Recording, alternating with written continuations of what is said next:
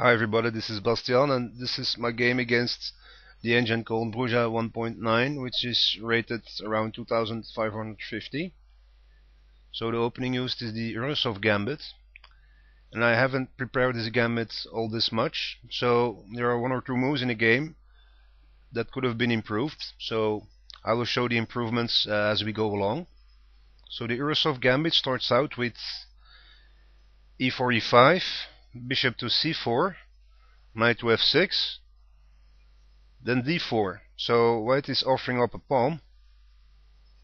Pawn takes pawn, knight to f3, counterattacking on the d pawn, still offering up the pawn on e4.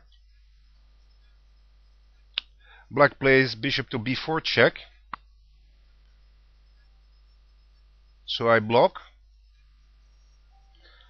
and pawn takes pawn, so I'm currently down 2 pawns. I recapture one with knight to c3, and black plays knight takes pawn. So black is again up 2 pawns. The knight cannot be recaptured because of the pin. And now I'm sacrificing the bishop with bishop takes f7 check. And the reason why is that if king takes bishop, which wasn't played, I can either play queen to d5 check, regaining the knight,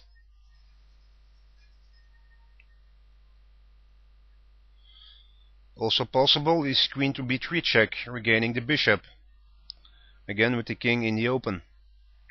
And this variation is especially tricky for black. So this wasn't played, but let's see an example of what might happen. King to e8, queen takes bishop check, attacking the knight. Knight takes knight, queen takes knight, attacking the pawn and threatening a discovered attack on the rook. Queen e7 check, protecting the pawn.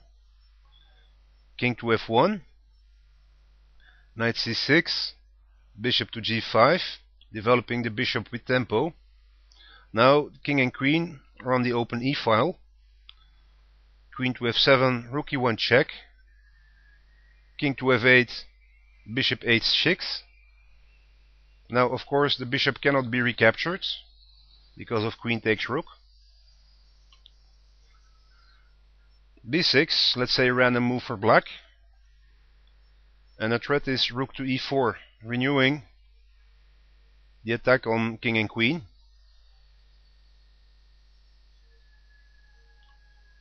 And if say king to g8, the danger is rook to e8 check, queen recaptures, queen takes pawn mate. So that's just an example of how to continue play. Of course none of this was played.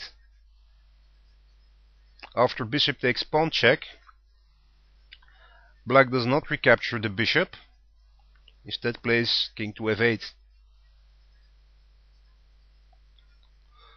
So I simply castle. Now there's no longer a pin, and I am threatening knight takes knight. So black takes my knight first. Notice that if king takes bishop at this point, which wasn't played, is horrible for black.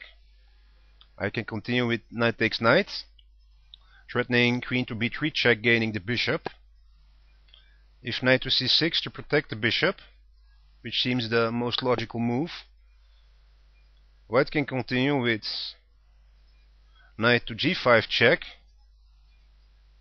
king f8, knight to e5, and the danger is, let's say, random move a6, knight takes knight, and the knight cannot be recaptured, because if d takes queen, check, and mate,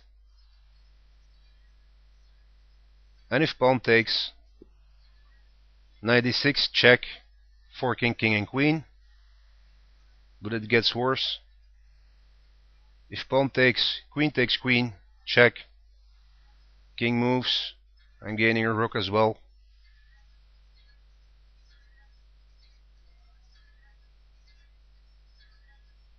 So that's if a random move like a6 is played. If say queen to f6 is played, white can continue with knight to f7. So of course the knights are protecting one another, and g5 knight is protected by the bishop. White has created an attack on the rook. And if rook to g7, knight takes pawn, forking king and queen. So this is of course all very dangerous for black, and he really has to know what he's doing.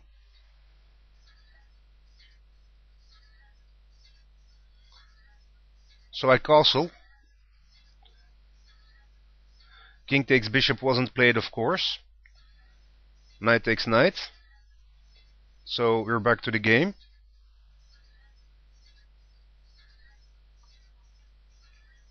Pawn takes knight. And bishop takes pawn. Now black has created an attack on the rook.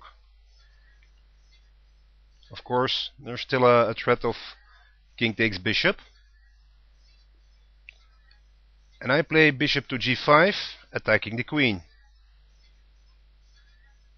Later analysis has shown that bishop to a3 check, attacking the king, is better.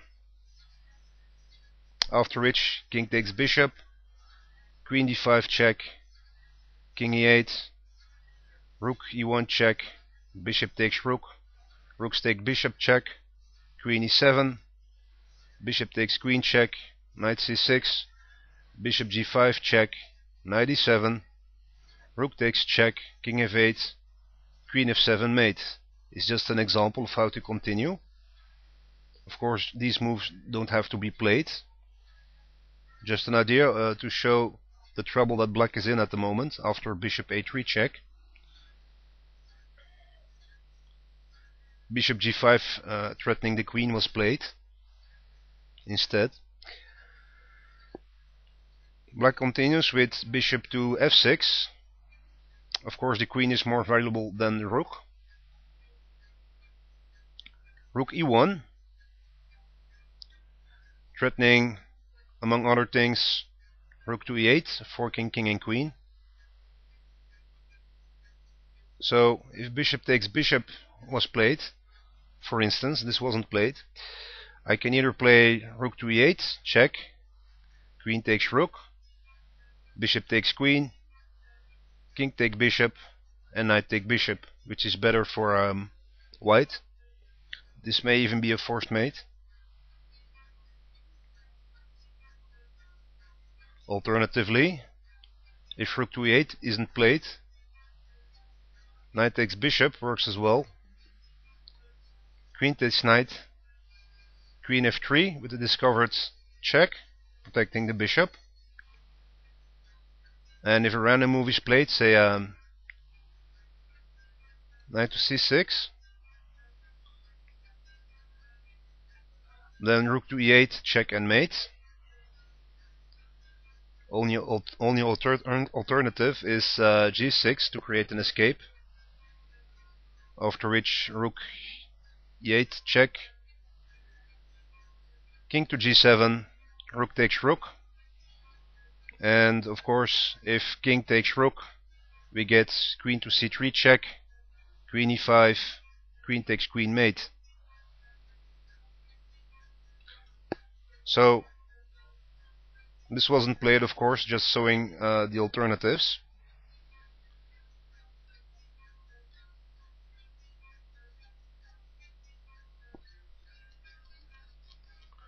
Let's see. Rook to e1.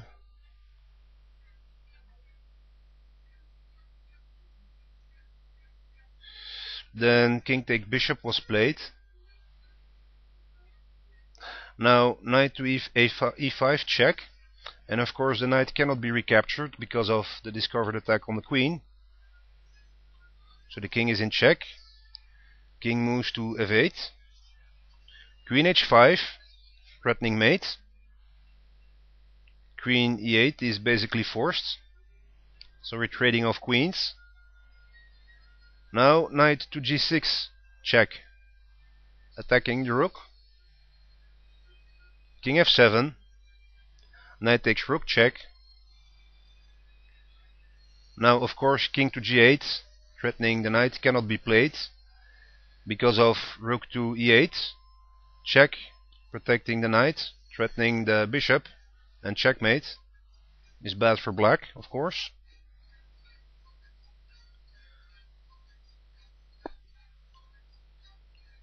King to f8 is played instead, covering the e-file.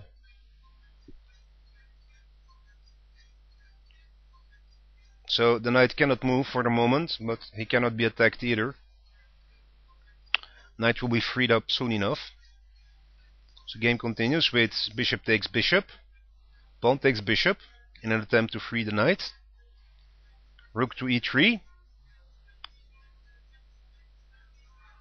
opening up the horizontal for the rook, also creating the possibility for a battery. Knight to c6, so black continues developing pieces. Rook a to e1, and king to g7, attacking the knight. If king to g8 were to be played, we get rook e8 check, king g7, rook 1 to a3, and if a6 a random move is played, rook to g3 check, king h6, knight to f7 check, king h5, rook to h8, and black is going to be mated. Moving the pawn doesn't work. So we can already see that black has to be careful in how he has to move his king. Now keep this mating pattern in mind, because there are a lot of threats of this particular mating pattern. Black plays king to g7 to threaten the knight. So I play rook to g3 check and king to f8. Now of course, if king takes knight at this point, rook to e8 is made. So king to f8 is played instead,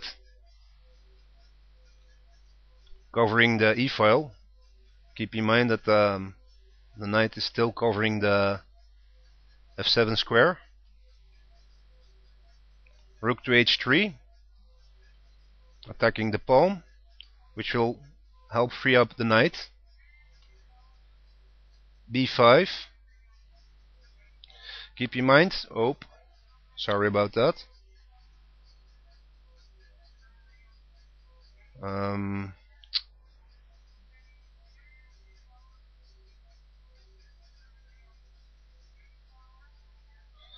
So keep in mind that if king to g8 were to be played, again rook to e8, check, check, same mating pattern.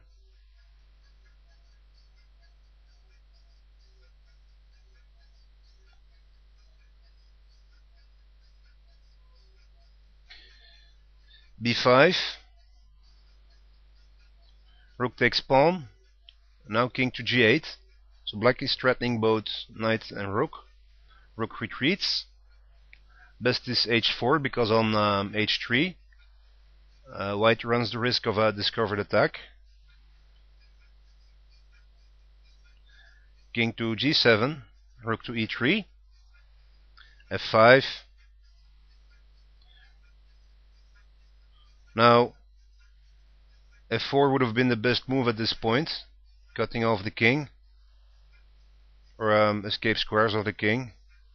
This wasn't played, but at this point it doesn't matter much. Rook to g3 check, king to f6, rook h6 check, king e5, so you're seeing the king still being able to escape. Knight to g6, so the knight is freed and escapes with tempo, attacking the king with check. King to d5, rook h8, so this traps the bishop, and if the bishop moves, the real goal is to exchange major pieces, because I have passed h pawn. Bishop b7, rook takes rook, bishop takes, Notice that the bishop is also currently locked out of the game, with 2 pieces blocking the diagonal. h4, knight d4, king f1, of course, otherwise we get a fork. So king f1 is one way to prevent it. King to c5, so white has opened up the diagonal of the bishop. Meanwhile, I can still advance the pawn, h5, f4. Now black in desperation must sacrifice his pawn in order to create an active square for the bishop, which is needed to prevent promotion. So I take on the pawn, bishop e4. So the bishop has become active once again. h6, knight to e6. So I'm exchanging, and rook to g7. Finally, we can see that black must sacrifice his bishop to stop the pawn promotion. Bishop d3 check, king e1, king d6, and h7, and black has lost his final piece. Bishop takes pawn, rook recaptures, c6, I grab a free pawn, king e5, rook f7. Now there's no immediate way for black to attack the rook on f7, because he needs to go through e6, which is currently blocked, and this pawn cannot advance because the king is in the way. So the rook is blocking the f file, and I can promote with my g pawn. b4, g4, king d4, g5, c5, g6, b3, take, king e4, and finally black resigns the game. So that was my game against Bruja Engine, demonstrating the Urusov gambit. I hope you enjoyed it, and thanks for watching. Have a great evening.